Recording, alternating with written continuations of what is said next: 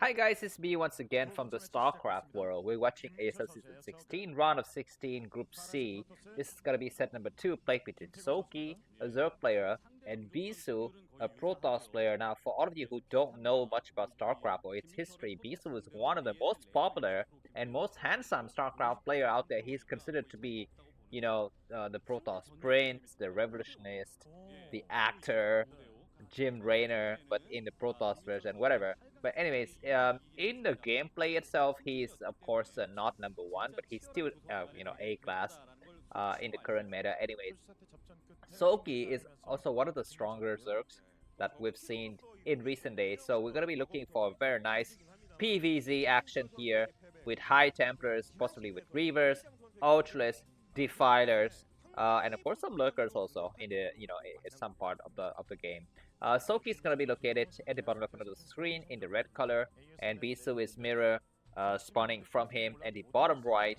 The map is once again Metro, not Metro, uh, Retro, and Bisu opens with a pylon and a gateway and completely sees Soulkey's Overlord coming over. So it's a little bit gonna be unfortunate that both of these guys are meeting each other so quickly.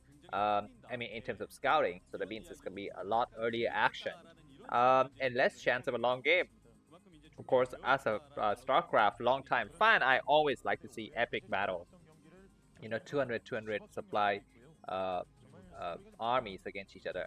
Anyways, Bisu's gonna come out here and try to deny this drone from putting down a hatchery. Looks like the drone completely just forgets about going towards the 8:30 and go directly towards the 9:30. And we're gonna be seeing a second drone trying to come out, but not able to accomplish the task. So Soulkey's gonna put down this hatchery here at the 9:30. Bisu finally sees the timing of the spawning pool. He will see that the first egg is being morphed here. So that's just gonna be one Zergling. The second egg is possibly not a Zergling. I think it's just gonna be another drone. But that is gonna be seeing who's bluffing against who, because we know that Soulkey sees everything with his Overlord as well. Okay, finally we see double Zergling comes out. Bisu, if you don't know, if you're new to StarCraft Brood War or you just haven't seen it for a long time, Bisu is one of the players who's known to have the highest APM in the StarCraft world. I mean, of the competitive player. Consistently effective APM. I mean, look at his APM, 475 against Soulkey, 340 APM. You can see the APM numbers at the top right corner of the screen. Usually the Zerg player needs to have really high APM. Of course, the Terran as well, but the Protoss player doesn't need that much APM, to be honest. I mean, usually a Protoss player like Stork with 250 APM, like my level of APM, would still be doing just fine in competitive StarCraft. But Bisu has 460 APM, and this is not just at the beginning stage of the game. He will maintain this APM for the entire game. I mean, it's so fast. And I remember in the old days StarCraft, one of the journalists was having an interview with Stork, and he says, I get dizzy when I look at Bisu's computer screen because it's so fast. And every time I play with Bisu, it's like, from the beginning of the game, I'm behind and I have to play catch up. So that just shows, how fast Bisu is. But anyways, speed doesn't necessarily mean victory, or advantage. Of course, it's one small advantage, but of course, decision making and army compositions, and just luck also sometimes plays a big role. But anyways, we're gonna be seeing 4 Zealots coming out here against Soulkey's 3 hatcheries. He's gonna have enough lava to start pumping stuff here, and Bisu's gonna try to hide Zealots behind the middle line. 2 Zealots gets on this ramp, and more Zealots coming from behind. So these Zealots we need to hide. Looks like they're gonna try to go towards the other side, and very good for Bisu to be ahead of the Zerglings. He's gonna try to attack a little bit here to buy some time, just to make his enemy lose a little bit of Zergling blood here. And now he hides in the perfect location. And look at the freaking display of speed by Bisu. I mean, he's just so fast that he's able to handle different army groups at once. It looks like Soulkey's resorted to go for 3 hatchery Hydra Death. And only now Bisu puts up the first cannon of the game. And that cannon is not in the right location, actually. Oh my god, Bisu's forgetting that Zealot. That Zergling that was damaged in the back, but anyways, he takes it out, and we don't see that much of a difference in what happens here. Now we see another Zealot, another probe actually comes in, but Soulkey is here to deny the scouting.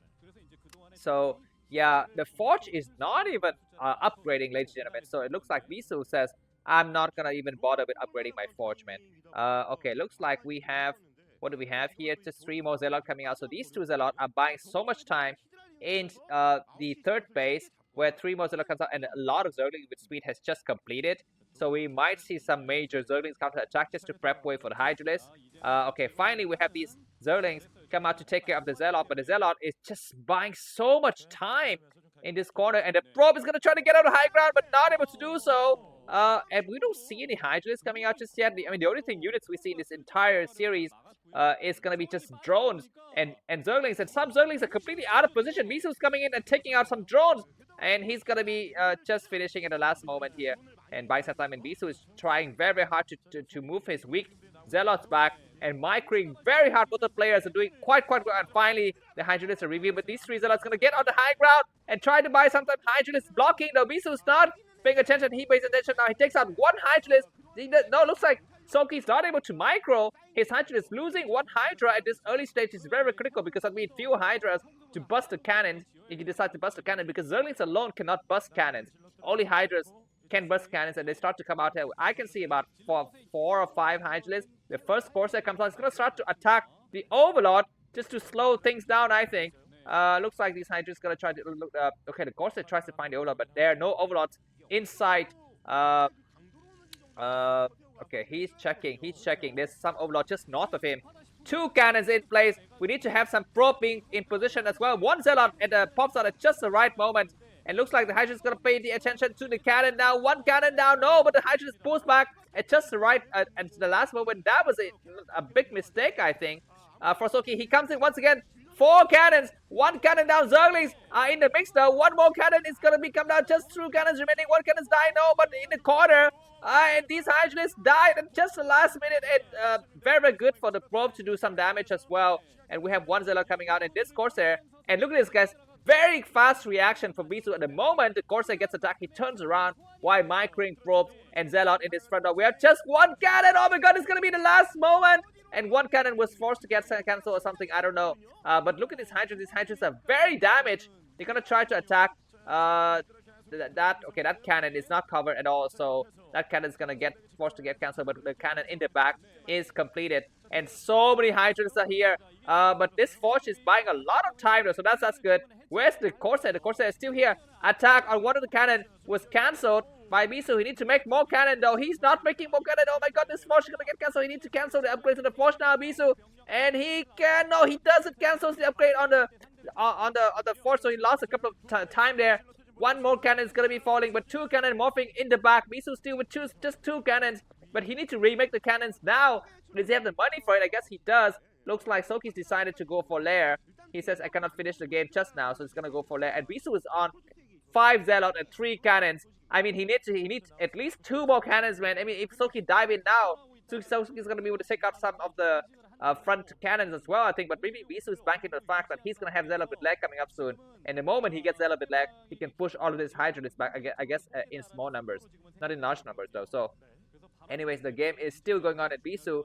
Yeah, he's re-upgrading his Forge now, whereas Soulkey is gone for 2 more hatcheries and Lair as well as Evolution Chamber. So the game doesn't end here. Bisu 62 supply, Soulkey 43. Let's take a look at some Overlords. We have some Overlords at the 230, and we have some Overlord grouped together with Hydralisk in the front, and a lot of the Overlords are in the back here. So when these Zealot get legs, they're going to start to attack the Hydralisk in the front, and the Corsair should be in position to dive in and take out the Overlord to brave way for the Dark Templars to come out after this to disrupt the Zerg economy. Okay, looks like Soulkey is just gonna re-drone up a little bit here, and Bisu is gonna just make more pylon, make more gateway, and try to play on the game from there. And Bisu's macro level is really good as well. Okay, looks like 1 Corsair is being produced. I don't know what happened to the other Corsair. Maybe it died. And finally, we have the move out now.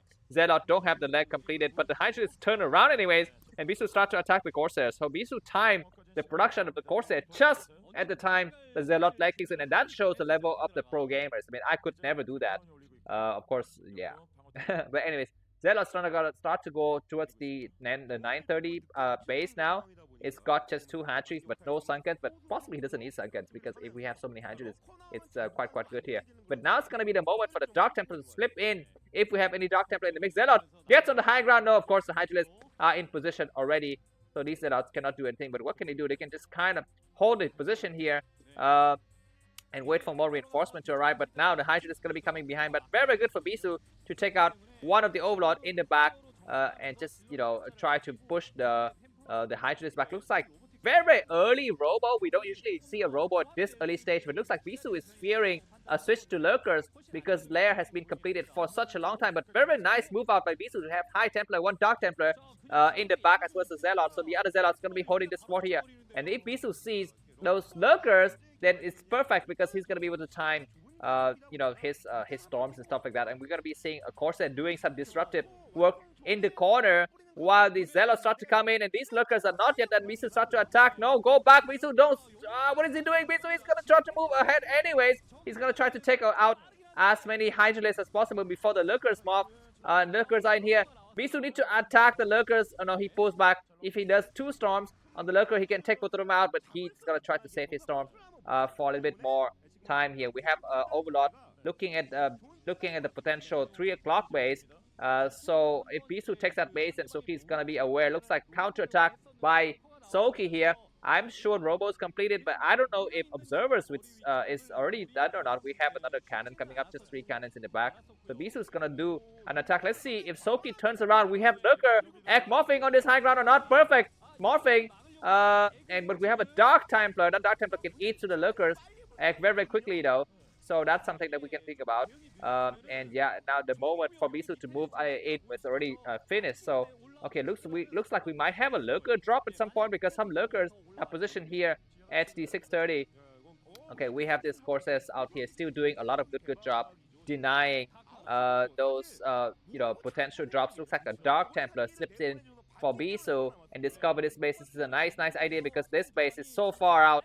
There's no way that Soulkey could potentially save it. This Lurker sees the shuttle coming in, and right away Bisu is gonna turn. Soulkey is gonna turn his attention. He's gonna be waiting, but the attack in the front is denying. Oh my God, the Robo! The shuttle comes in but get pushed away. Of course, we don't have any observers yet. We don't have any scourges yet, so nothing is there to take out the shuttle, and that really annoying Lurker at the 6 o'clock position is going to be so devastating when Bisu starts to move his probe over there. I mean, Soulkey is just so ahead in the game that Bisu is going to be just like swearing when he sees you know, his probe vanishes at that new base. We have the observers coming out now. All right, of course that Lurker is on stop motion. It's not gonna move anywhere here. The shuttle comes in once again, but Scourges are in place to intercept. Bisu should be wondering, how the heck does he know that I have a shuttle here? And the shuttle dies, and okay, he's able to drop a single Dark Templar, so that's nice. But Bisu is ready to do a frontal attack here. We have an Overlord coming out just to check for this issue. Bisu's got Dragoons with possibly a range upgrade.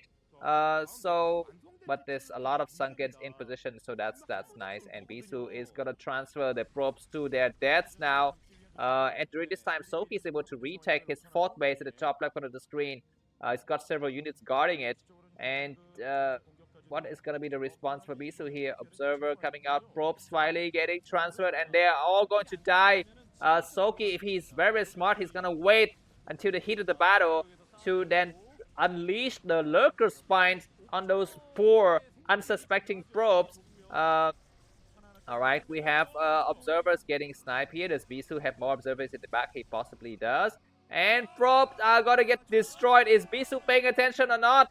He now sees the situation, but he's gonna push in anyways. The game might end in favor of Bisu though if he's careful enough. Looks like the probes, the last of the Lurkers have died here, but Bisu is able to take out all of the infrastructure in the front though. But more Zerg unit is reinforcing. Bisu is kind of losing his forces needlessly.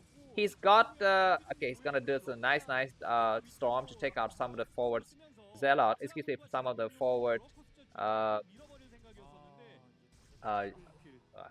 cannot talk for a second. Some of the forward Zerglings. And yeah, okay, Bisu just completely forgot about this base. Or what he says, you know, I can win without that base. He goes in, Zealot walking forward, and one more observer gets sniped though, so that's unfortunate, but he can cast more storms against those units on the other side. And yeah, another observer comes out at just the last minute. So Bisu is on a very thin rope, man. I mean, he says, I think I can win with just these units. He's not been mining that base for a long time. I guess he's thinking that, I don't have enough probe to saturate all of the bases anyways, so I won't even bother. And now looks like we have more storms coming through.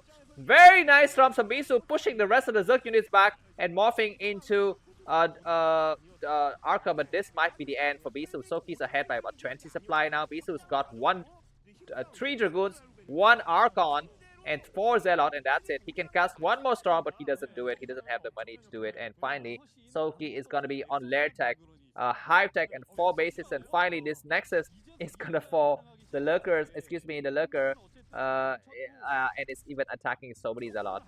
And yeah, finally the probe is going to get transferred here. Alright. Sorry, there was a cut in the stream. It looks like Bisu is going to try to do a counter attack at this 3 o'clock base. This might be the last ditch attempt from Bisu. He holds this ram with an Archon and buys a lot of time, and he takes out several lurkers.